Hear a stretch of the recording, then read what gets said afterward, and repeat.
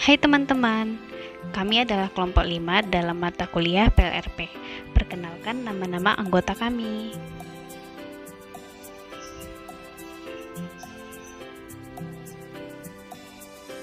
Materi yang akan kami bawakan adalah Introduction to Procurement. Pengadaan adalah salah satu kunci penghubung dalam rantai pasok, yang artinya pengadaan memiliki peran yang sangat penting dalam kesuksesan sebuah perusahaan. Dalam rantai pasok, setiap perusahaan membeli material dari pemasok awal, menambah nilai barang, dan menjualnya kepada pelanggan akhir.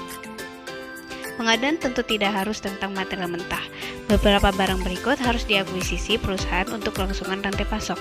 Di antaranya adalah utilitas seperti listrik dan air, bahan bakar seperti diesel dan petrol, aset kapital seperti mesin kendaraan, jasa konsultasi,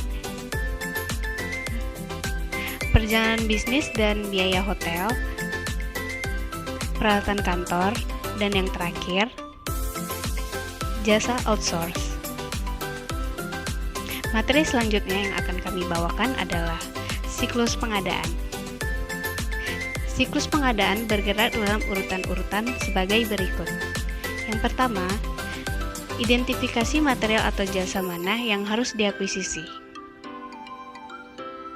Yang kedua, membuat dokumen permintaan yang harus disetujui dan lolos dari Departemen Pengadaan. Yang ketiga, permintaan kuotasi atau request for quotation dikirimkan kepada beberapa pemasok terpilih. Yang keempat, pemasok pembalas dengan harga dan periode negosiasi bisa dilakukan. Yang kelima, pemasok dipilih dan pesanan pembelian atau purchase order dikeluarkan yang mana isinya mencatat detail harga yang disetujui, syarat pengiriman dan tempat, dan item atau jasa yang disediakan. Yang keenam, PO ditandatangani dan disahkan oleh manajer, kemudian dikirimkan ke pemasok.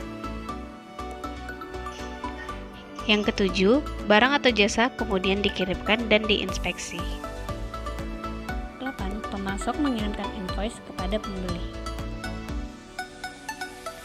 9. Invoice kemudian disetujui dan dibayar atau ditunda hingga tidak ada masalah ditemukan. Dan yang terakhir, Departemen Pengadaan kemudian menilai performa dari pemasok berdasarkan kualitas, ketepatan waktu, harga, dan kelengkapan pesanan. Ini dikenal dengan istilah post-contract review. Perusahaan yang berbeda mungkin menstruktur siklus pengadaan secara berbeda pula atau menyebut langkah-langkahnya dengan istilah yang berbeda.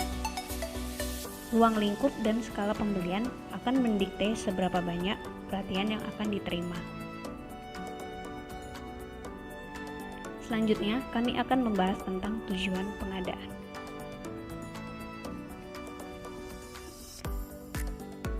Karena pengadaan telah menjadi lebih strategis dalam fungsinya, tujuan utamanya bukan lagi untuk mencapai harga terendah dari pasokan. Beberapa tujuan dari pengadaan adalah mendukung tujuan objektif organisasional, mengelola proses purchasing secara efisien dan efektif, mengelola basis pasokan, mengembangkan hubungan yang erat dengan grup lain yang fungsional.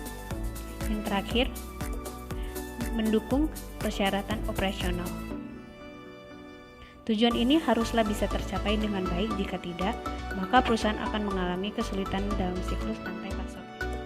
Materi yang akan kami jelaskan selanjutnya adalah evaluasi dan seleksi pemasok. Salah satu tanggung jawab paling penting dalam pengadaan adalah penyeleksian pemasok dan evaluasinya.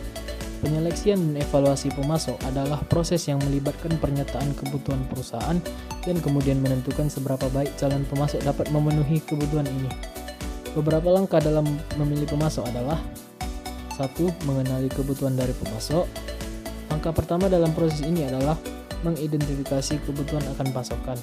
Bisa muncul dari beberapa jumlah pertimbangan, seperti saat akhir dari perjanjian pasokan yang ada atau pengembangan sebuah produk baru. Selanjutnya adalah analisis situasi, faktor internal, contoh kebijakan pemasok, dan faktor eksternal, contoh masalah legal. Analisis situasi, langkah kedua yaitu menelaah ke dalam kedua lingkungan internal dan eksternal di mana suatu keputusan pasokan dibuat. Pertimbangan internal meliputi identifikasi pemangku kepentingan, di mana pasokan tersebut dibutuhkan, dan jumlah dan kualitas pasokan yang cocok, serta juga kebijakan pasokan yang berlaku, contoh, inisiatif pemasok minoritas. Selanjutnya adalah mengenali dan mengevaluasi calon pemasok, sumber dari informasi yang berpotensi, kemudian membentuk kriteria seleksi, dan memberikan bobot kepada kriteria seleksi. Mengidentifikasi dan mengevaluasi calon pemasok adalah langkah ketiga. Beragam sumber bisa digunakan untuk mengidentifikasi calon pemasok, seperti salesman, pameran dagang, publikasi dagang, dan internet. Sangat penting untuk mengenali dan memahami potensi keuntungan dan kerugian dari setiap sumber. Teknik pembobotan ini berperan sebagai fondasi untuk mengumpulkan nilai atau skor untuk setiap calon pemasok. Dan peringkat ini sangat instrumental dalam langkah-langkah proses seleksi pemasok.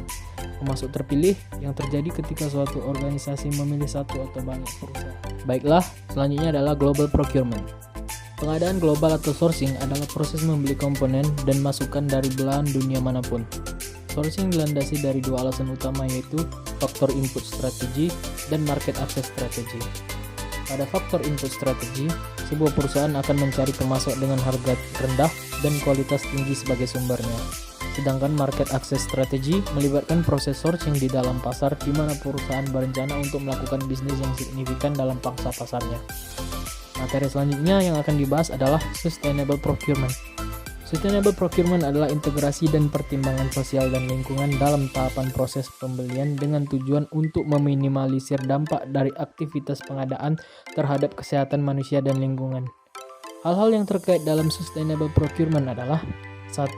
Tanggung jawab sosial, 2. Pemulihan investasi, 3. Keuangan rantai pasok. Tanggung jawab sosial terbagi lagi menjadi 1. Diversitas, 2. Lingkungan, 3. Hak asasi manusia, 4. Filantropi, dan 5. Keamanan. Pemulihan investasi mengidentifikasi peluang untuk memulihkan pemasukan atau mengurangi biaya yang dikaitkan dengan barang sisa, barang berlebih, barang usang, dan material limbah. Surplus material adalah stok yang melebihi kebutuhan perusahaan. Mungkin penyebabnya adalah karena permintaan yang terlalu optimistik. Lalu, material usang adalah material yang tidak akan digunakan oleh perusahaan yang membelinya. Beberapa material usang mungkin memiliki nilai bagi perusahaan lain sehingga bisa dijual kembali. Material sisa adalah material yang tidak lagi bisa digunakan, telah dibuang, atau sisa dari proses produksi.